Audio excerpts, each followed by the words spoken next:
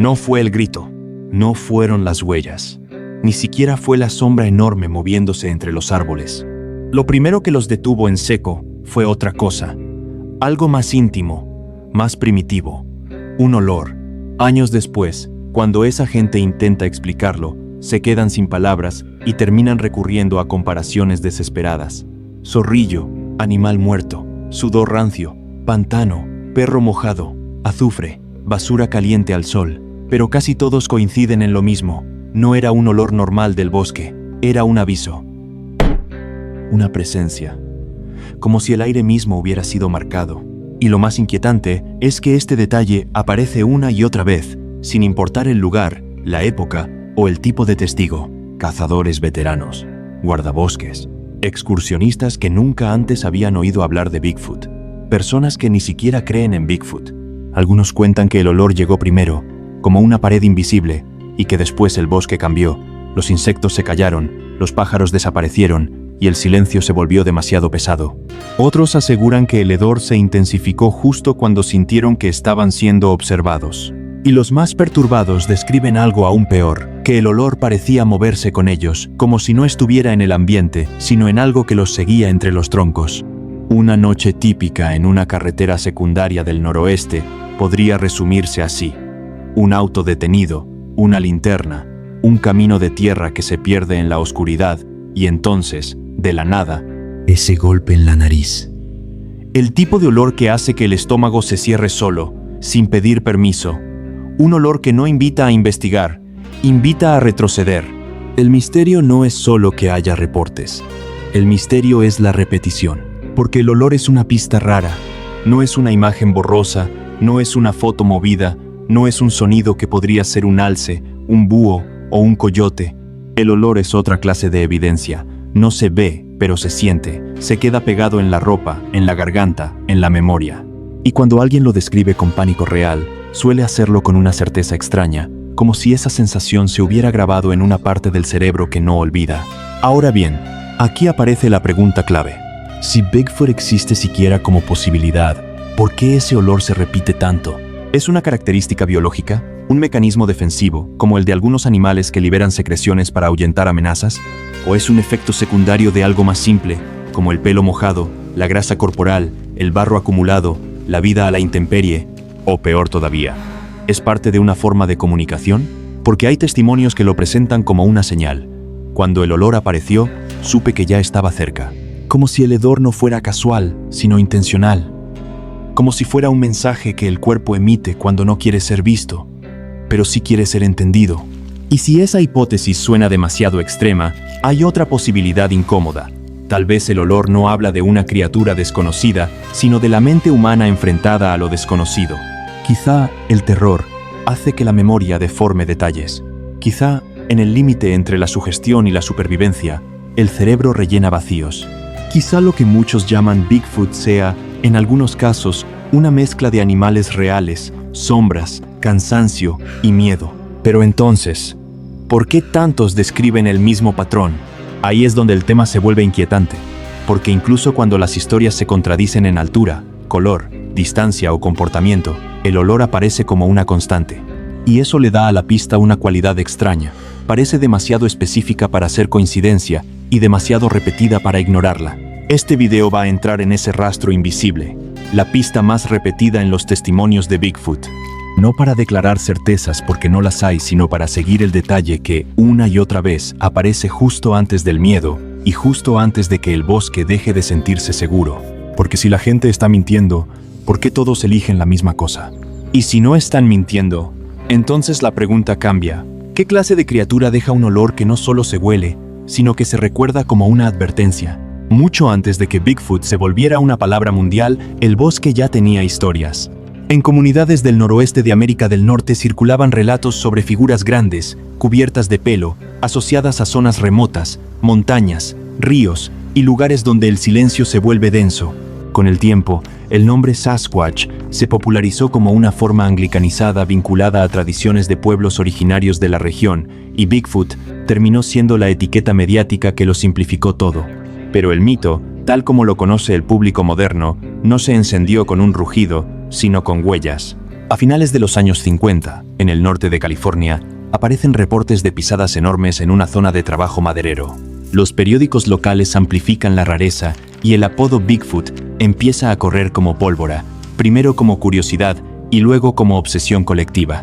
Desde ahí, el fenómeno crece como crecen ciertas sombras, con fragmentos. Un molde de yeso, una foto borrosa, un audio lejano, un relato contado con vergüenza. Y en 1967 llega la pieza que, para creyentes y escépticos, se vuelve inevitable. La famosa filmación de Patterson-Gimlin Film, atribuida a un encuentro en Bluff Creek, fechada por sus autores el 20 de octubre de 1967. Con esa imagen caminando entre árboles, la discusión se parte en dos. Quienes dicen, ahí está, y quienes responden, ahí está, un disfraz. Y mientras tanto, lejos del ruido mediático, en relatos menos espectaculares, los que no incluyen cámaras ni titulares, se repite un detalle casi humillante por lo simple: el olor. No siempre hay visión clara, no siempre hay huellas, no siempre hay sonido, pero hay personas que describen primero una pestilencia repentina y después una sensación de cercanía, de presión, de presencia.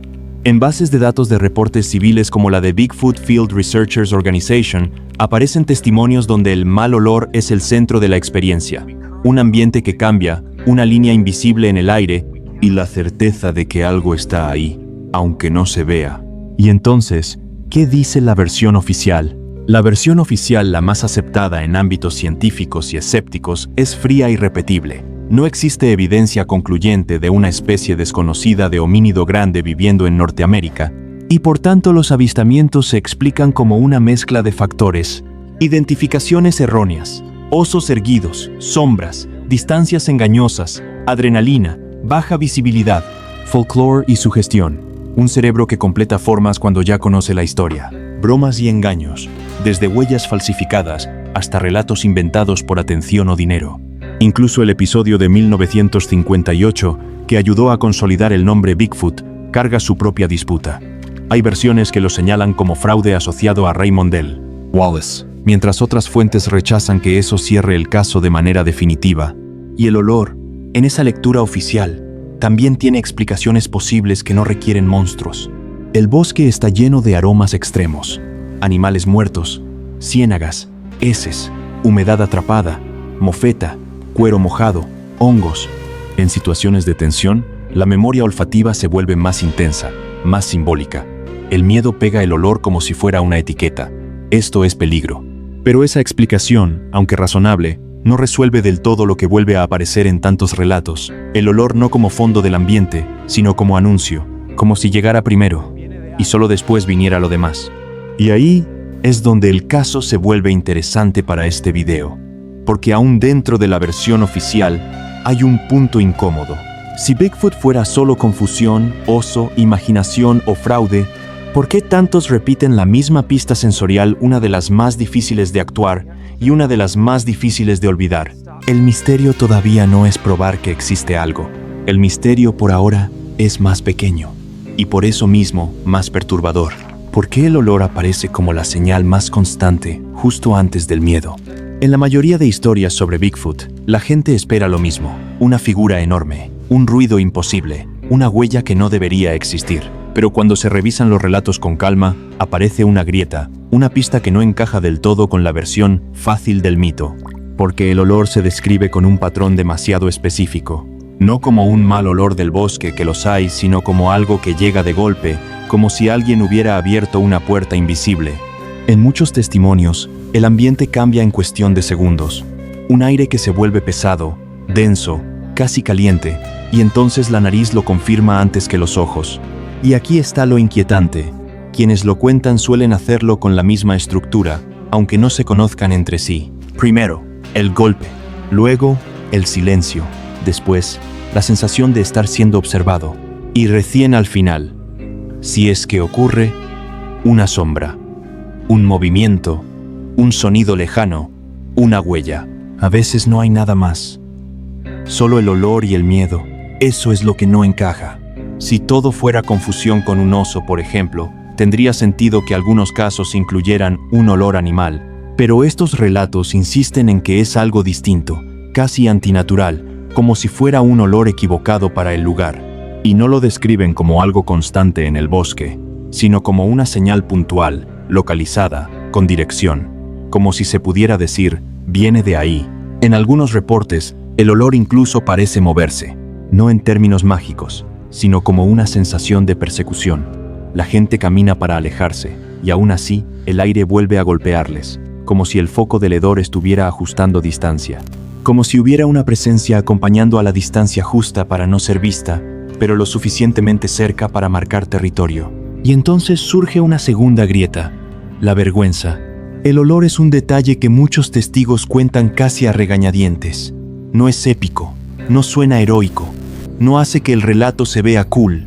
Al contrario, suena desagradable, incluso ridículo, y aún así lo mencionan. Eso debería llamar la atención, porque cuando alguien inventa una historia para impresionar, suele elegir elementos visuales, tamaño, ojos, garras, colmillos, dramatismo. El olor, en cambio, es un detalle que no siempre suma credibilidad y sin embargo aparece como una de las piezas más repetidas. Ahora bien, también hay un problema incómodo. La cultura popular ya instaló la idea del Bigfoot apestoso, y eso abre la puerta a una explicación escéptica fuerte, contagio narrativo. Si la gente ha escuchado durante años que Bigfoot huele horrible, entonces un mal olor inesperado en el bosque podría convertirse, por asociación, en un encuentro. La mente humana funciona así. Busca patrones, une puntos, completa la figura. Pero incluso esa explicación tiene grietas, porque hay relatos donde el testigo no conoce el tema, no lo sigue, no lo consume, no lo busca, y aún así describe una pestilencia repentina asociada a una presencia. Y lo hace con el mismo lenguaje desesperado. Comparaciones de animal muerto, humedad rancia, azufre, basura caliente. Entonces, el misterio queda atrapado entre dos posibilidades que no se destruyen del todo. O bien el olor es parte real de un fenómeno biológico o ambiental que la gente interpreta como Bigfoot. O bien el olor es un símbolo que la mente usa para darle forma a algo que no comprende y por eso aparece tanto. Y ahí aparecen las preguntas abiertas, las que empiezan a incomodar cuando se dicen en voz alta: si el olor fuera un mecanismo defensivo, ¿por qué anunciarse? ¿Por qué delatar su presencia en lugar de mantenerse invisible, a menos que el objetivo no sea ocultarse, sino expulsar? A menos que el olor funcione como un empujón invisible. Sal de aquí. Si el olor fuera solo consecuencia de vida salvaje, pelo mojado, grasa corporal, barro, sangre, carroña, ¿por qué se describe como una ola repentina, casi como un ataque al sentido del olfato? Y si fuera un animal común, ¿por qué tantos insisten en que no es el olor normal de ese animal? Y la más inquietante, ¿por qué tantos relatos colocan el olor justo en el umbral del miedo, como si fuera el primer contacto real con algo que no se quiere ver? Porque el olor no se negocia. No se puede no mirar un olor. No se puede apartar la vista. No se puede fingir que no está. El olor entra directo al cuerpo, a la garganta, al estómago, y ahí activa algo antiguo, la señal de peligro, la alarma biológica que no necesita palabras. Y en ese punto, el misterio deja de ser una criatura en el bosque. Se convierte en una pregunta sobre el límite entre lo real y lo percibido. Sobre cuántas veces una misma pista puede repetirse antes de dejar de ser coincidencia. Y sobre algo todavía más oscuro. Si el olor es la pista más repetida, tal vez también sea la más importante. Como si alguien o algo hubiera aprendido que no hace falta mostrarse. Basta con dejar una marca en el aire. La escena se repite en distintas versiones, como si el bosque estuviera contando la misma historia con voces diferentes. Un grupo avanza por un sendero viejo, de esos que apenas existen. No hay viento. La luz cae en columnas entre los troncos. Todo parece normal, hasta que, sin razón aparente, el aire cambia. No es un olor suave que se cuela. Es un golpe. Una presencia que entra por la nariz y se instala en el estómago. Los testigos suelen describir el mismo instante. Primero fruncen el ceño, como si el cerebro tardara un segundo en aceptar lo que está pasando. Después viene la reacción del cuerpo, automática, náusea, garganta cerrada, salivación amarga. Algunos incluso dicen que, por un momento, sintieron que el olor tenía textura, como si se pudiera masticar. Ahí aparece una idea incómoda. Si el olor es tan repetido, entonces tal vez sea funcional. Teoría 1. Un mecanismo defensivo, la cortina. Según algunas interpretaciones, ese hedor podría operar como una estrategia de disuasión. En la naturaleza, la intimidación no siempre es dientes y garras. A veces es sonido, a veces es postura, a veces es olor. Bajo esta hipótesis, Bigfoot, si existiera como una criatura biológica, no necesitaría atacar a la mayoría de intrusos. Le bastaría con desplegar una señal que diga, no te acerques. Y el detalle más inquietante es este. Hay relatos donde el olor llega cuando los humanos se acercan a un punto específico. Un claro, una quebrada, un arroyo, un sitio donde, por alguna razón, no deberían seguir. Como si el olor fuera una barrera invisible que no bloquea el paso físicamente, pero sí psicológicamente. Ahora bien, ¿cómo lo haría? Algunos especulan con glándulas especializadas, similares a las de ciertos mamíferos que secretan compuestos intensos. Otros imaginan algo menos exótico y más brutal. Un cuerpo enorme, cubierto de pelo, húmedo, con grasa natural, barro, materia orgánica acumulada y una vida entera sin higiene humana, donde bacterias y secreciones hacen el resto. En ese escenario, el olor no sería un perfume deliberado, sino una consecuencia de biología más en torno, pero aún así podría ser útil, un arma pasiva. Teoría 2. Marcaje territorial. La firma. Esta teoría no parte del miedo humano, sino de un patrón animal: marcar el territorio. Si una criatura inteligente quisiera evitar el contacto directo, podría usar señales para mantener distancia. Sonidos, golpes en madera, objetos movidos y también olor. En varios relatos, el olor aparece en puntos estratégicos, bordes de senderos, entradas de zonas densas, cruces de agua. Bajo una lectura especulativa, eso podría funcionar como un no pases, sin necesidad de mostrarse. Y aquí el olor se vuelve perturbador por otro motivo. No sería accidente, sería mensaje. No un mensaje en idioma, sino en instinto. Teoría 3. Dieta y carroña. La explicación más sucia. Hay otra posibilidad, más simple y por eso mismo difícil de ignorar. Dieta. Muchos animales que consumen pescado, carroña o materiales fermentados pueden despedir olores intensos. Incluso el pelaje puede impregnarse de lo que comen, donde duermen, lo que pisan. Un animal grande que se alimenta de restos, que se revuelca en lodo, que cruza pantanos, que se mueve por zonas húmedas, puede oler como una mezcla imposible. Y ahí aparece una coincidencia extraña. Varios testigos comparan el olor con animal muerto más humedad estancada. Es una combinación específica. No es solo feo. Es feo y orgánico, como si estuviera ligado a descomposición y agua.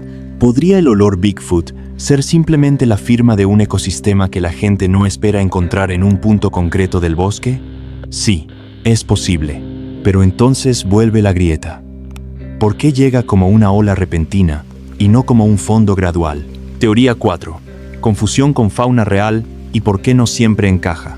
Los escépticos suelen mencionar al oso, cuando está mojado, cuando está enfermo, cuando se alimenta de carroña, cuando se estresa.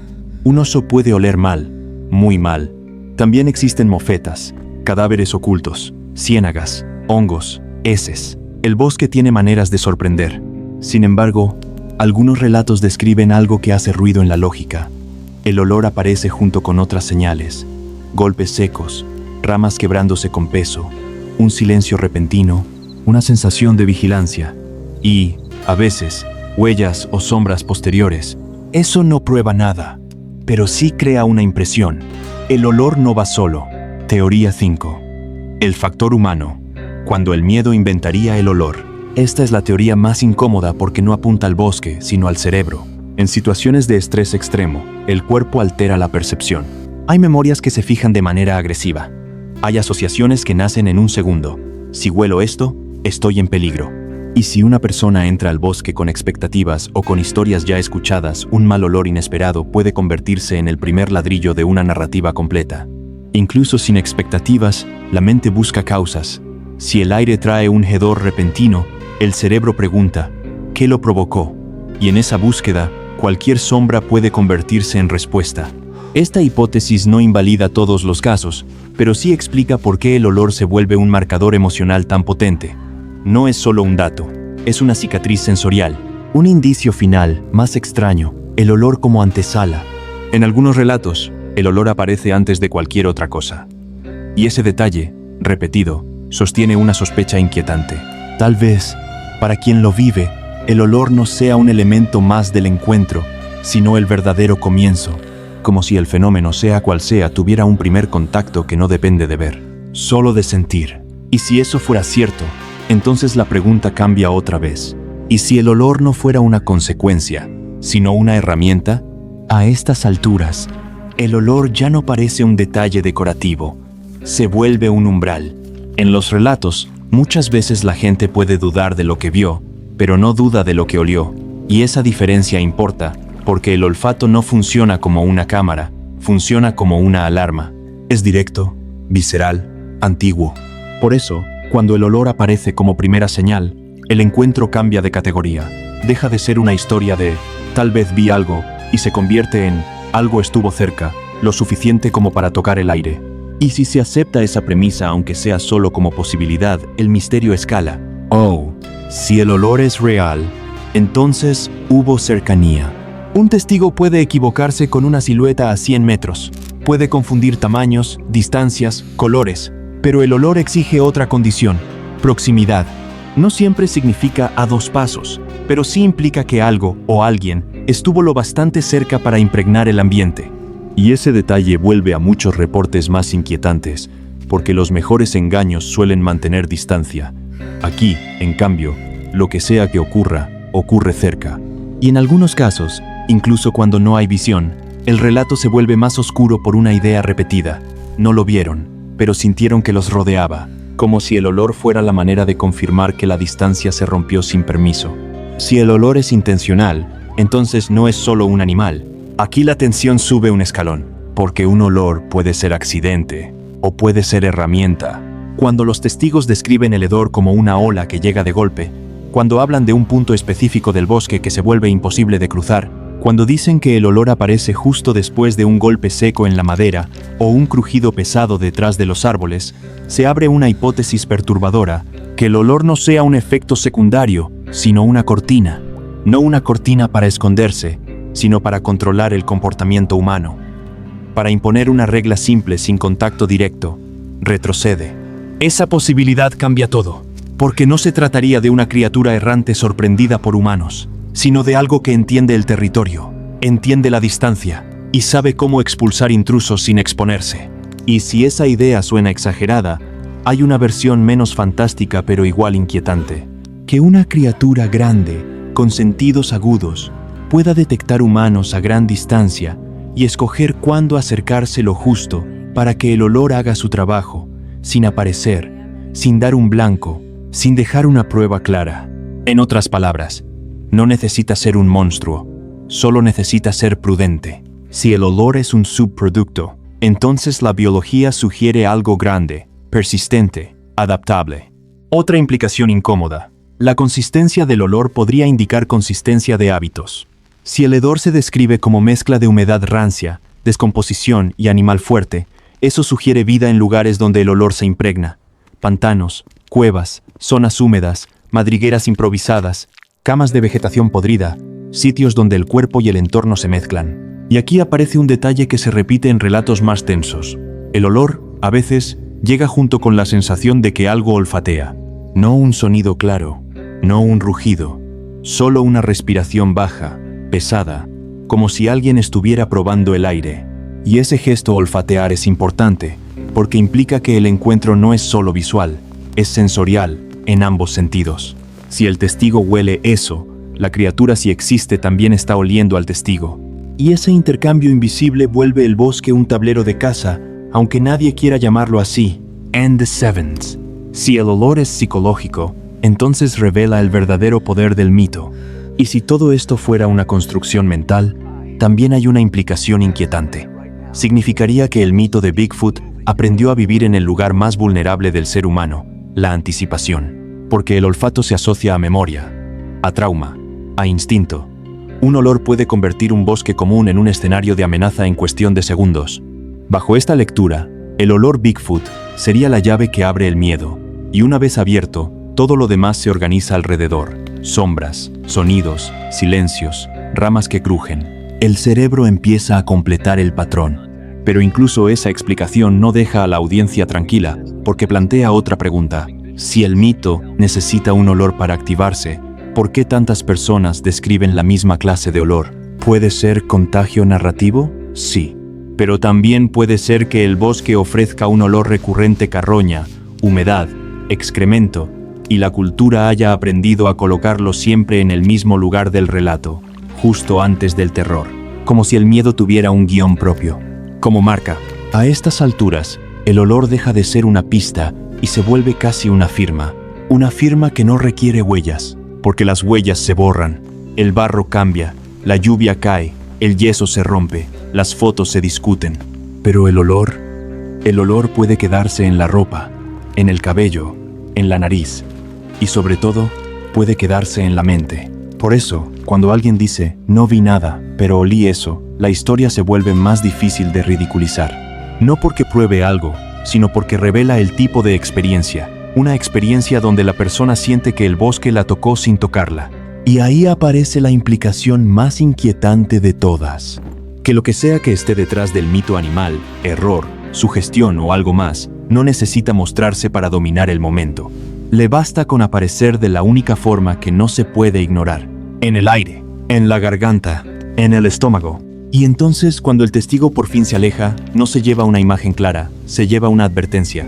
Porque el bosque puede olvidar el paso de una persona, pero el cuerpo no olvida un olor que le enseñó miedo.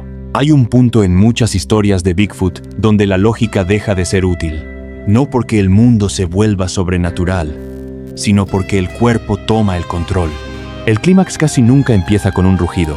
Empieza con un instante mínimo, una respiración que se siente demasiado cerca, una rama que cruje con un peso que no encaja, y de pronto, el olor.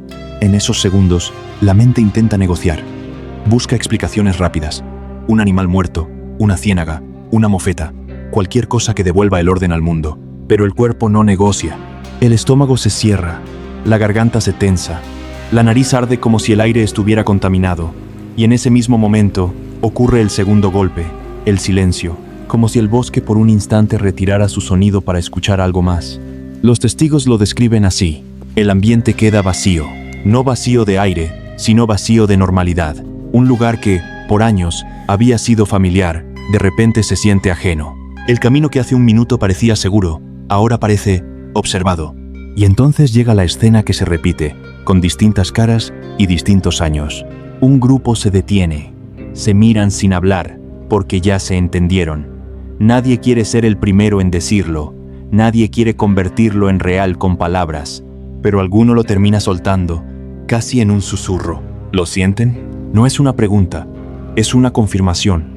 Ahí es donde el misterio escala a su punto máximo, cuando el olor deja de ser algo desagradable y se convierte en un límite, como si el bosque hubiera puesto un letrero invisible. Hasta aquí. Algunos relatos hablan de pasos pesados a la distancia, no como carrera, sino como desplazamiento lento y seguro. Otros mencionan golpes contra madera, 1, 2, como si alguien estuviera marcando presencia sin mostrarse. A veces no hay sonido alguno, y eso es todavía peor, porque el silencio sugiere que quien está cerca no necesita moverse, ya está bien posicionado, y hay un detalle que, por su simpleza, inquieta más que todo lo demás. Muchas personas afirman que, en el instante de mayor hedor, tuvieron la certeza, no la idea, la certeza de que algo los estaba olfateando, como si el intercambio fuera doble. Ellos lo olían, pero también estaban siendo olidos, y esa sensación cambia la postura del cuerpo. Ya no caminan como exploradores, caminan como presas, intentando no parecer presas, sin correr, porque correr activa persecución, sin quedarse, porque quedarse invita a que la distancia se acorte. En los relatos más tensos, el grupo hace lo que se supone que uno hace en el bosque cuando algo grande está cerca: retrocede, mantiene la calma, habla bajo, intenta no mostrar miedo, pero el olor no baja, el olor insiste. Y ahí ocurre la última decisión: avanzar o irse. Casi todos se van, no por cobardía, por instinto, porque el olor tiene un mensaje primitivo: esto no es tuyo. Y cuando finalmente se alejan lo suficiente, el olor se rompe como una cuerda que se corta de golpe. Vuelve el viento, vuelven los insectos, vuelve el ruido del mundo. Y esa vuelta a la normalidad resulta casi ofensiva, como si la realidad estuviera fingiendo que no pasó nada. Pero pasa lo peor. La normalidad no borra la impresión. La persona regresa a casa, se baña, lava la ropa, ventila el vehículo, y aún así, horas después, o incluso al día siguiente, un destello del mismo olor aparece en un punto inesperado, en una chamarra, en el asiento, en las manos, o, en algunos casos, en un sueño. Ahí nace la paranoia silenciosa que varios testigos mencionan sin querer, la idea de que el olor no se quedó en el bosque, sino que viajó con ellos. Y entonces el misterio termina de cerrar su trampa. Porque si todo fue un animal muerto, ¿por qué se sintió como una advertencia? Si todo fue sugestión, ¿por qué el cuerpo reaccionó con tanta violencia? Y si, según algunas teorías, el olor fuera una herramienta, una manera de empujar al intruso fuera del territorio, entonces la conclusión se vuelve todavía más inquietante. No haría falta ver a Bigfoot, bastaría con reconocer su forma de decir, sal de aquí. Y ahí está el cierre abierto, el que no ofrece consuelo. Tal vez el olor Bigfoot sea solo la mezcla perfecta de humedad, carroña y miedo, una coincidencia repetida hasta convertirse en leyenda. O tal vez sea una firma biológica, un rastro real, una señal animal que se repite porque pertenece a algo que comparte los mismos hábitos desde hace mucho tiempo. No hay consenso, no hay pruebas definitivas, solo patrones. Pero hay una última idea que incomoda más que cualquier silueta entre árboles, que en el corazón del mito, Bigfoot no necesite mostrarse porque aprendió algo simple sobre los humanos, que se puede discutir una foto, se puede negar una huella, se puede dudar de un sonido, pero hay algo que casi nadie puede discutir cuando lo vivió de verdad. El instante en que el aire cambió y el cuerpo entendió que no estaba solo.